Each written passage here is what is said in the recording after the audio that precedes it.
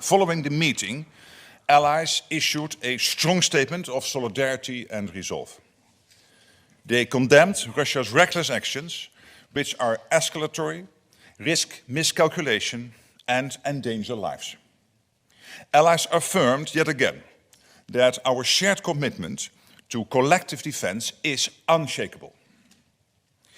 We do not want to see a continuation of this dangerous pattern by Russia, intentional or not, but we stand ready and willing to continue to defend every inch of Allied territory.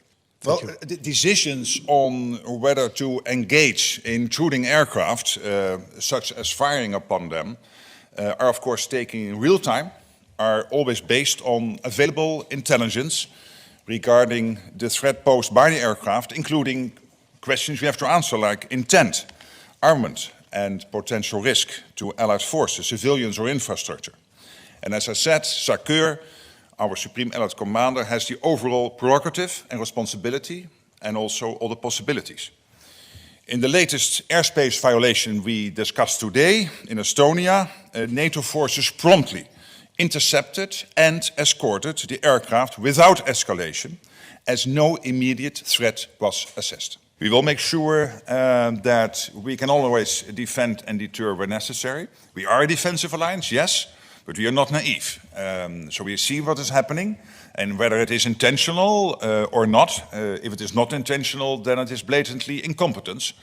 Of course, even if it is incompetence, we still have to defend ourselves. I was just on the phone with the Danish Prime Minister. Of course, there's talk now of 4 big drones who create 3 big drones creating big difficulties in Danish airspace, including the capital's airport. And the Danes are at this moment exactly assessing what happened to make sure what is behind this.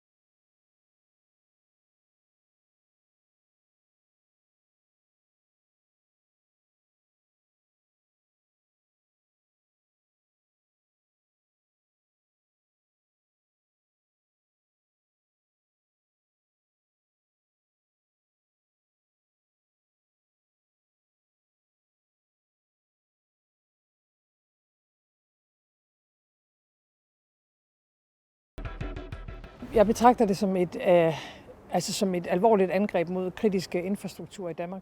I consider it a serious attack against critical infrastructure in Denmark. There should be no mistake about the fact that drones in connection with an airport can have very serious consequences, and in any case, those drones should not be there. You can hear that the authorities are taking this very seriously, and I do not think that anyone can see the events that took place a few hours ago in Denmark, in Copenhagen, independently of what else is happening in Europe. Without us being able to conclude yet, without the authorities being able to conclude, it must be our approach, as far as the authorities are concerned, for us as a government, of course, to see this in the light of everything else that is also happening in Europe.